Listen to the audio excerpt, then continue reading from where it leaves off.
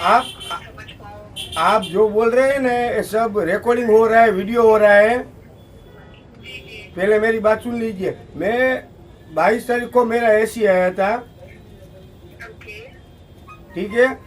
25 तारीख को फिटिंग का बोला था आपने, इंस्टॉलेशन। નમસ્કાર દર્શક મિત્રો, દેવમિરર ન્યૂઝ સાથે હું વૈશાલી પોબારું સ્વાગત છે આપ સૌનું. કરીશું નજર આજના સમાચાર પર. સુરેન્દ્રનગરના ધ્રાંગધ્રા તાલુકાનો એક કિસ્સો સામે આવ્યો છે અને આ કિસ્સો છે ઓનલાઈન ખરીદીનો. જી હા, ઓનલાઈન ખરીદી બનતી જાય છે છેતરપિંડીનો ભયંકર જાળ.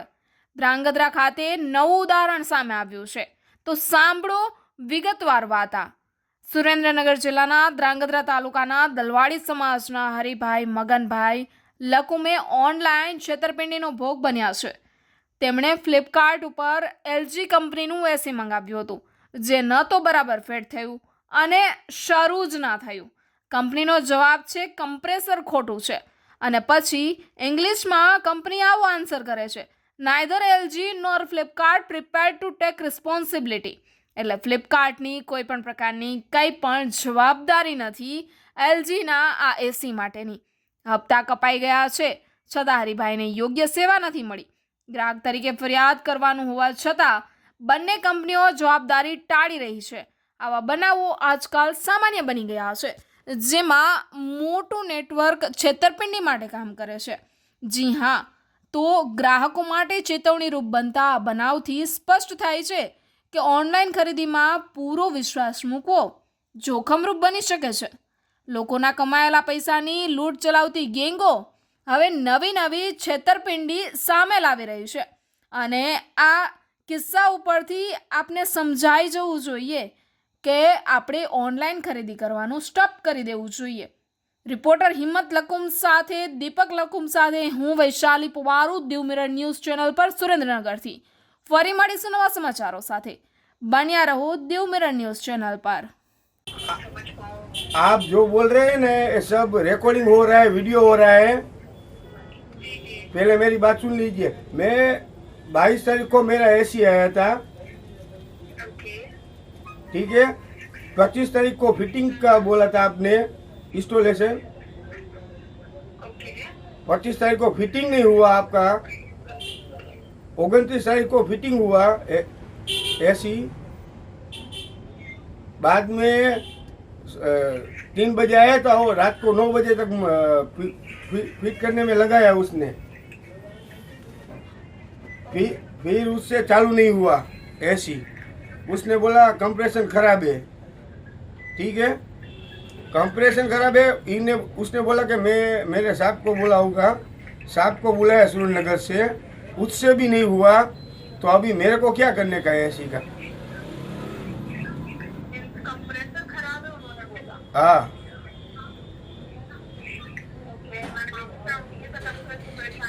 अरे मैं माफी नहीं चाहता हूँ। मैं आपका एसी लेके मैं पूरा खराब हो गया हूँ। मेरी बात सुनिए, मेरे को ये चाहिए नहीं आपका प्रोडक्ट, आप आके ले जाइए। मैं 15 दिन से इस एसी में हैरान हूँ। एलजी वाला बोलते हैं कि फ्लिपकार्ट को बोल को फ्लिपकार्ट वाला बोलते हैं कि एलजी वाले को बोल, तो मैं किसको बोलूं? मेरा पैसा भी कट गया। आप सब लोग को ऐसा फ्रॉड करते हैं। आपके पास दूसरा काम नहीं है कोई? हेलो, आप समझ सकते, क्या समझ सकते? 24 कलाक में आपने बोला था हो जाएगा, 24 कलाक तक। 25 तारीख का फिटिंग था, आज 2 तारीख हुई, अभी तक कुछ नहीं हुआ। तो हमको क्या करने का? आज हफ्ता मेरा गरीब आदमी का पैसा ही लूटना है आपको। आपसे नहीं होगा तो मैं पुलिस फरियाद करने के लिए तैयार हूँ, ठीक है मैडम।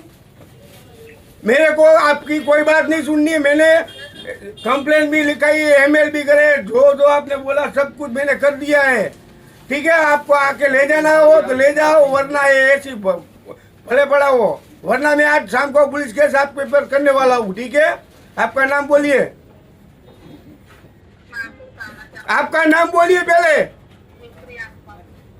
आपका नाम पूरा बोलिए। कहाँ से बोल रहे हैं आप? आप कहाँ से बोल रहे हैं, कौन सी जगह से?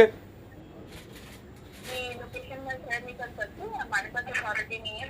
नहीं, आप किस ब्रांच में जो लगा रहे हैं? फ्लिपकार्ट वाले ने बोला है, एलजी वाले ने बोला है आपको? फ्लिपकार्ट की तरफ से कॉल किया। ओके, कोई बात नहीं, थैंक यू। लो, નમસ્કાર દોસ્તો, જીવબીના ન્યૂઝની અંદર આપનું હાર્દિક સ્વાગત છે।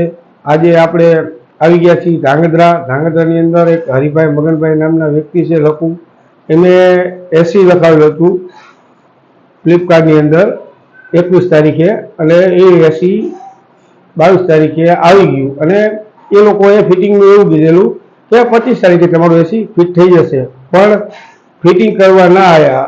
બરોબર, અમે એ લોકોએ ઘણા પ્રયત્ન કર્યા પણ કોઈ જવાબ મળ્યો નહીં યોગ્ય, અને પછી લોકો 29 તારીખે ફિટ કરવા માટે આવ્યા અને ફિટિંગ કર્યું। ફિટિંગ કર્યા બાદ એ લોકો સવારથી આવ્યા અને સાંજ સુધી નહીં થયા, પણ આ એસી તમે જોઈ શકો છો, હજી આ સ્ટેબિલાઇઝરના શેડા એમની બદલે છે, એસી એમની ઉટીકાય છે, એસીમાં કુલિંગ નથી આવતું, કમ્પ્રેશન ખરાબ હોવાનું કારીગરે જણાવ્યું। એ કારીગરે એવું કીધું કે ભાઈ આ મારે સુરેન્દ્રનગરથી સાહેબ બોલાવવા પડશે। પછી એ લોકો સુરેન્દ્રનગરથી બીજા સાહેબ પણ આવ્યા, એને જો એક કર્યું એ કે ભાઈ આમાં મારું પણ કામ નથી, તમે ઉપર એલજી કંપનીમાં ફરિયાદ કરો, તમને એલજી કંપની જવાબ આપશે। પછી અમે એલજી કંપનીમાં આ લોકોએ ફરિયાદ કરી, ફ્લિપકાર્ટ વાળાને ફરિયાદ કરી, SMS કર્યા, MMS કર્યા, જે વસ્તુ કીધી એ તમામ વસ્તુ કરવામાં આવી, અને હપ્તો પણ આજ 2 તારીખે એ લોકોએ 6,382 રૂપિયા કાપી લીધો છે। અને એ લોકો એવું કહેતા હતા કે જો તમે પૈસા નહીં નાખો તો તમારી ઉપર પેનલ્ટી ચાર્જ લેવામાં આવશે। એ લોકોએ એમના પૈસા તો લઈ લીધા, પણ ગ્રાહકને હજી સુધી તમે જોઈ શકો છો કે આ 25 તારીખની ફિટિંગની વાત હતી, આ 2 તારીખ થઈ, પૈસા કાપી લીધા, લોકો કોઈ આવતા નથી કોઈ એલજી વાળા જવાબ દેતા, નથી ફ્લિપકાર્ટ વાળા જવાબ દેતા। આ લોકો સ્પેશિયલ 2 કંપની લૂંટવા માટે જ બેઠી છે, લોકોને ફ્રોડ બનાવે છે, જેથી કરીને હવે આવનારી દિવસોમાં કોઈ પણ ફ્લિપકાર્ટ અથવા એલજી કંપનીનું ફ્રીજ અથવા ટીવી લે ને તો ઓનલાઈન ના લે। એ ઓનલાઈન લેશો તમે તો તમારી સાથે પણ આવો ફ્રોડ થવાની શક્યતા હોઈ શકે છે। હવે એ લોકો તમને એમ કે તમે ફ્લિપકાર્ટ વાળા કહો, ફ્લિપકાર્ટ વાળા એમ કે તમે એલજી વાળા કહો। હવે આપણે બંને જગ્યાએ ફરિયાદ કરી નાખ્યા હોવા છતાં હજી આજ રોજ 2 તારીખે પૈસા એમને કાપી લીધા, હજી કોઈ યોગ્ય ન્યાય મળ્યો નથી આ ભાઈને। આ ભાઈ પોતે કડિયા કામ કરી અને મજૂરી કરી અને એમને જિંદગીમાં પહેલી વાર એસી નખાયું, અને તો છતાં પૈસા લઈ લેતા એક કંપની કોઈ સંતોષલાયક જવાબ નથી આપ્યો। એમના અધિકારીઓ મન ફાવે એવી વાત કરી રહ્યા છે, ઓલો કહે છે મારામાં ન આવે, ઓલો કહે છે મારામાં ન આવે, તો આ ભાઈ હવે કોની પાસે જાય એ જોવાનું રહ્યું। હાય, હું છું ક્રુઝિન સિંઘાનિયા। આપની આસપાસના સત્ય સમાચાર જાણવા માટે જોતા રહો દીવ મિરર ન્યૂઝ, અને હા, લાઈક અને સબસ્ક્રાઇબ કરવાનું ભૂલતા નહીં। Thank you.